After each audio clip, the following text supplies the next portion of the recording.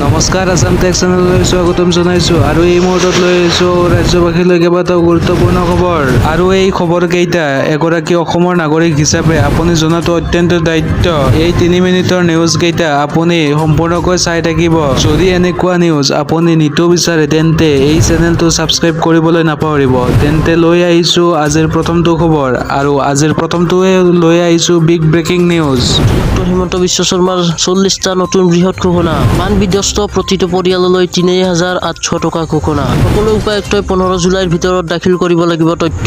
চৰকাৰী শিবিৰ, ৰাজপথ, ৰেলৱে পথ আদিত থকা লোকেও পাব এই টকা। বান শিবিৰৰ পৰা ঘৰলৈ যোৱাৰ পূৰ্বেই গৃহহাৰা লোকে পাব চৰকাৰী সাহায্য। 15 জুলাইৰ ভিতৰত ঘৰ ভঙা, বানত উটি যোৱা তথ্য দিব লাগিব উপায়ুক্তই।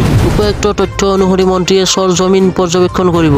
20 জুলাইত মন্ত্ৰীয়ে দাখিল কৰিব লাগিব চূড়ান্ত তালিকা। 25 জুলাইৰ ভিতৰত গৃহহীনে লাভ কৰিব এই টকা। পশুধন, তাঁতশাল আদি ক্ষতিগ্ৰস্তইও লাভ কৰিব সুকীয়াকৈ সাহায্য। বিভাগে উপায়ুক্তৰ সহযোগত দাখিল কৰিব লাগিব এই তথ্য। প্ৰতিটো পশুধনৰ বিপৰীতে গৰাকীৰ তথ্য দিব লাগিব ভেটেৰিনাৰী বিভাগে। তাঁতশালৰ সংখ্যা আৰু গৰাকীৰ তথ্য দিব লাগিব বিভাগীয় কৰ্তৃপক্ষই। 30 জুলাইৰ ভিতৰত এইসকল ক্ষতিগ্ৰস্তই লাভ কৰিব চৰকাৰী ধন। বানত ক্ষতিগ্ৰস্ত ছাত্ৰ-ছাত্ৰীয়েও লাভ কৰিব চৰকাৰী ধন। প্ৰতিগৰাকী ছাত্ৰ-ছাত্ৰীৰ বিপৰীতে 1000 টকাকৈ লাভ কৰিব সাহায্য। শিক্ষা বিভাগে বান শিবিৰত গৈ তথ্য দাখিল কৰিব লাগিব চৰকাৰক। পোনপটীয়াকৈ একাউণ্টত জমা হ'ব এই ধন। বানপানীত আঘাতপ্ৰাপ্ত লোকেও লাভ কৰিব সুকীয়াকৈ চৰকাৰী সাহায্য। প্ৰতিটো পৰিয়ালৰ আঘাতপ্ৰাপ্ত ব্যক্তিৰ তালিকা প্ৰস্তুত কৰিব স্বাস্থ্য বিভাগে। উপায়ুক্তৰ সহযোগত প্ৰতিঘৰ লোকৰ ঘৰত গৈ সংগ্ৰহ কৰিব তথ্য। 30 জুলাইৰ ভিতৰত বানপানীত আঘাতপ্ৰাপ্তই লাভ কৰিব চৰকাৰী ধন। বানপানীত মৃতকৰ পৰিয়ালে লাভ কৰিব 4 লাখ টকাকৈ সাহায্য। মৰণোত্তৰ পৰীক্ষাৰ প্ৰতিবেদন নাপালেও তৎকালীনভাৱে লাভ কৰিব এই সাহায্য।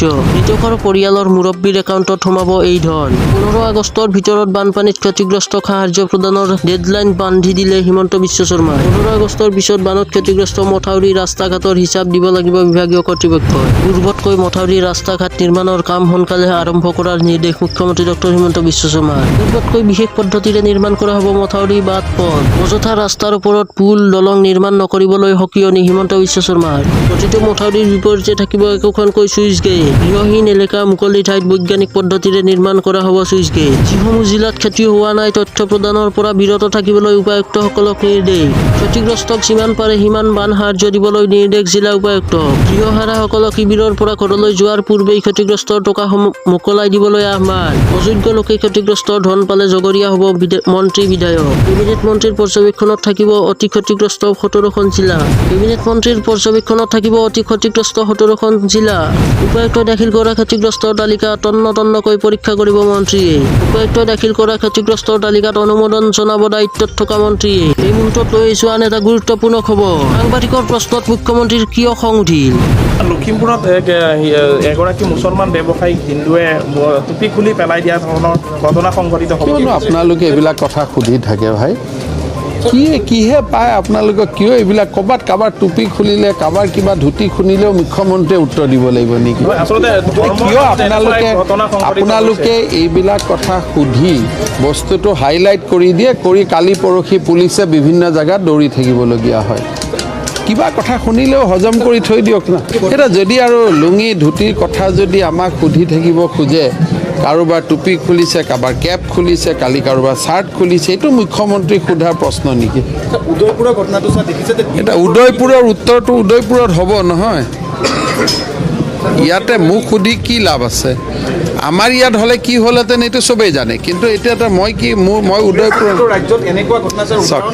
আপোনালোকক মই ইতিমধ্যে সকলো সম্পাদকলৈকে এখন চিঠি লিখিছোঁ যে খুব যি প্ৰশ্নৰ ৰিলেভেঞ্চ নহয়। এতিয়া মই যদি বানপানীৰ সময়ত উদয়পুৰৰ উত্তৰ দি থাকোঁ, টুপি পিন্ধাৰ উত্তৰ দি থাকোঁ, মহাৰাষ্ট্ৰৰ উত্তৰ দি থাকোঁ, অসমৰ মানুহে ভাল পাব নেকি?